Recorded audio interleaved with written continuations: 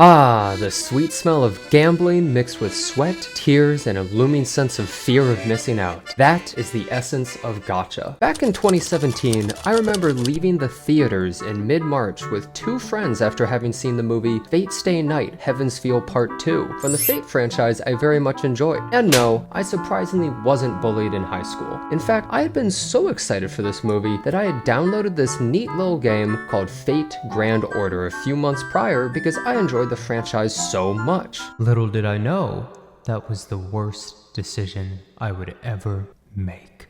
They had just added this super badass character called First Hassan, so I thought, what better time to start my first gacha game? I grinded as hard as I could, saved up my currency, and rolled all of it until I got a rainbow glow on his banner. I finally got him! Wait. He's not a Saber class servant. Oh no. I had instead gotten spooked by Artoria instead of First Hassan. This was my first encounter with the crushing feeling that gacha games can have on a person. While for some, this feeling simply causes them to uninstall the game, I was a rookie gacha player full of optimism, so I kept at it like an idiot. My full-time job at that point in time was watching VTubers and playing Path of Exile, so I wasn't about to purchase pulls, so it was back to the grind I went.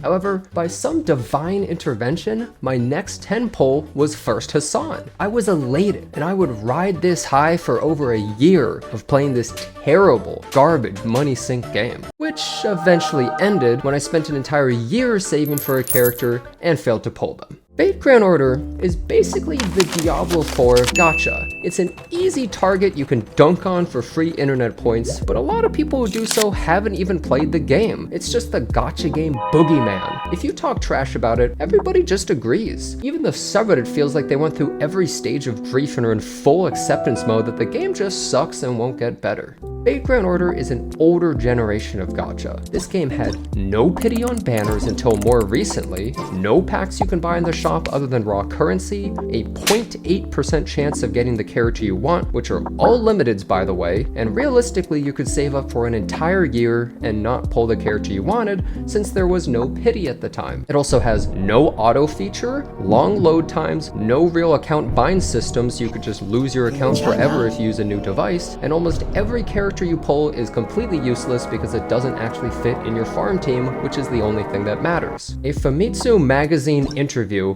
actually previously said wanting pity on rolling banner characters was greedy of players. I love unbiased gaming journalism. Also, the gameplay, just wow. The most boring and rudimentary turn-based gameplay that's somehow more boring than an actual auto battler. And yet, somehow, this game is making millions a month with all of these downsides. We all know it's due to the hentai, don't lie. These horrible predatory gacha games were considered much more normal back then, and when you see some of what we have now, you may think that gacha has really come a long way, and are way more consumer friendly, right? Well, that's what I'd want to talk about in this video. What's considered the new gacha norm, the new generation, and how consumer friendly it is. Also, if you enjoy this type of video, consider subscribing to the channel, and I'll be making more.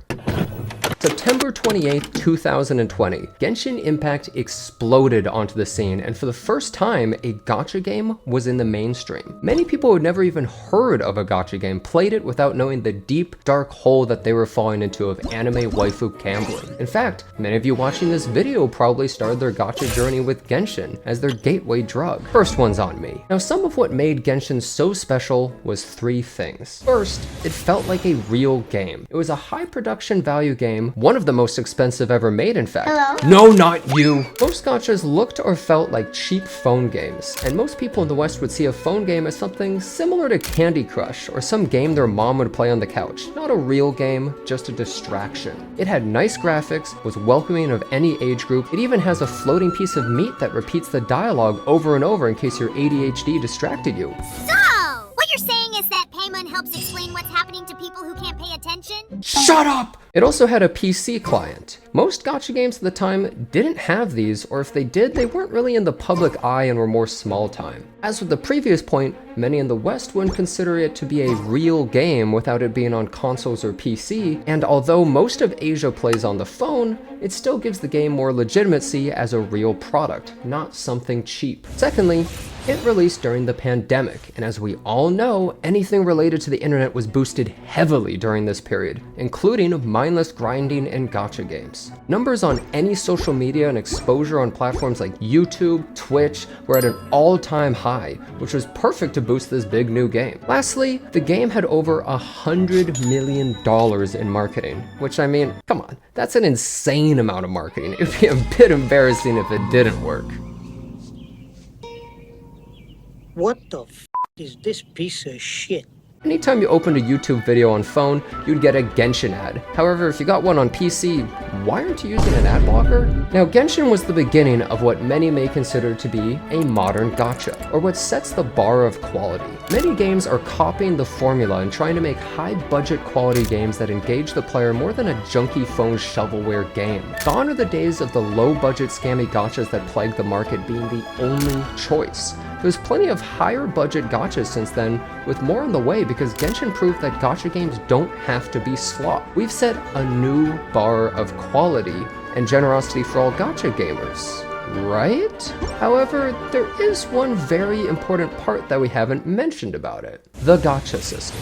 Now, there's always been many types of gacha casino systems. Ones with no pity, ones with carrying over pity, shards, a spark system. But when it really comes down to it, most of these in the past were scammy, unless they gave you a ton of free pulls. So what has this new age of gacha brought us? The 50-50 system. And let me explain why I think this system is one of the worst things to happen to gacha games.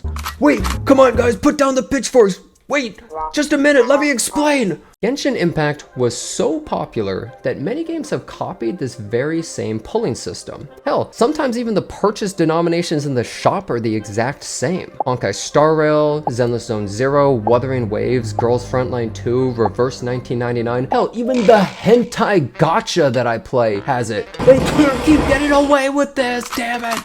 How it works in Genshin is that every pull has a 0.6% chance of being a 5-star. However, realistically, this 0.6% chance is broken down into 0.3% of the banner character and 0.3% of a random standard character. After 75 pulls in the banner, you reach the soft pity stage, where every subsequent pull has higher rates until you get a 5-star that resets the counter, but the second 5-star pulled guarantees the banner character. Alright, so if you're moderately lucky, you may get them around the 80-ish pull range, but if you're unlucky, we're looking closer to 160 pulls. Now, I may have failed 4 math classes in school, but I'm pretty sure that's a lot of extra pulls. In a game that doesn't give a crazy amount of currency and isn't super generous, that's kind of an insane disparity all within a single coin flip. And don't even get me started on that weapon banner. But hey, surely it's better than the old days, right? Yes, absolutely. Some of the old gacha games can rot in hell, they were so bad. This system is surely better for the average gacha player. But what if that isn't really the case? What if the 50-50 system is actually much more predatory than we really think? Now, bear with me for a moment. Theoretically, if someone pulls for a character and they lose the 50-50, they'll be sad, but doesn't this also motivate them to spend more money? You see a light at the end of the tunnel and have recently gotten very unlucky and feel pretty low. You're only 1 pack away from the character with no 50-50 anymore. Come on, boy, you're almost there. You can do it. Psychologically, the 50-50 system can crush your mentality extremely hard, but winning that 50-50 and the hope of it happening incentivizes you to pull. It's almost like a gacha within a gacha. However, if they win the 50-50, they feel like they got really lucky and they're relieved, even though rather than being rewarded, they just weren't punished with the coin flip. Keep in mind, I am not a psychologist or economist or have any experience in the game industry. This is simply my observation, but I believe it holds true for many players. I've personally had many people tell me that they either quit the game due to 50-50 or refuse to play games with this form of gacha because they think it's so predatory. Also, many who quit the system don't really matter to the company because they weren't going to spend money anyways, so The company doesn't really care. These players just uninstall and go to Rule 34 for the character they just missed. People will defend this system as, well, if they didn't do 50-50, they'd have to increase the pity to like 140 or something. but the company made billions of dollars from this game. I think they'll survive a more lenient pity, and Dawei can probably survive with only 3 yachts this year instead of 5. And some even say things like, Well, it's better than FGO and no pity. well, yeah, I'd rather be punched than stabbed, but that doesn't mean either is good. Just because you compare this system to the Diablo 4 of Gacha doesn't really help your case when there's way better systems. Also, it's actually lower rate per poll than Fate Grand Order's 0.8%, which is kind of insane to think that it's worse in any metric whatsoever than a game that basically everybody dunks on. But this isn't a hit piece on Genshin Impact. I'm trying to explain how this became the norm and how the popularity of a game has normalized a gacha system that probably would have failed in most other instances. Since Genshin opened the floodgates of gachas in the mainstream,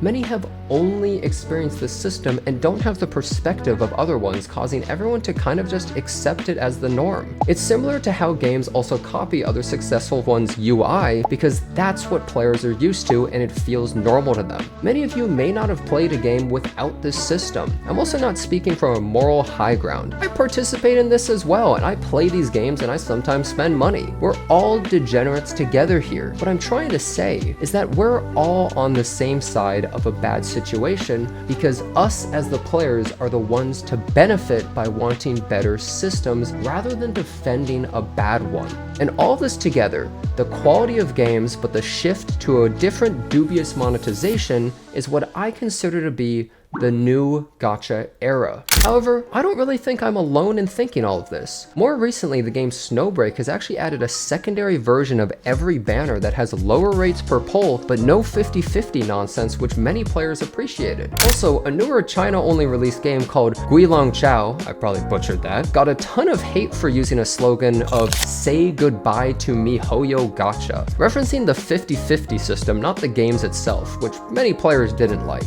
Now let's also offer an alternative, and as I've played or looked into a lot of gacha games, what could be done instead of the 50-50 system? First, we have a game like Azur Lane, a cultural icon in the gacha community for sure. 7% SSR rate, they're practically flying off the shelves. The game makes most of its money from skins, and if you think about it, isn't that the best way because you don't feel the need to pay for characters or power in a PvE game? You pay to goon. Next, let's look at Goddess of Victory Nikke. Wait, give me a moment, I'm still looking. Anyways, this game has a 2% poll chance of the banner character and a 2% of a random SSR. Every poll gives a ticket that carries over between the banners, and 200 of them can choose a current banner limited unit whenever you want. It's really easy to own most of the characters for free with dupes just from pulling normally, as you'll get random SSRs all the time, but not feel punished but rather rewarded when you get them. I also extensively played Epic 7, and it has a system of 120 polls with ample amounts obtained on the regular,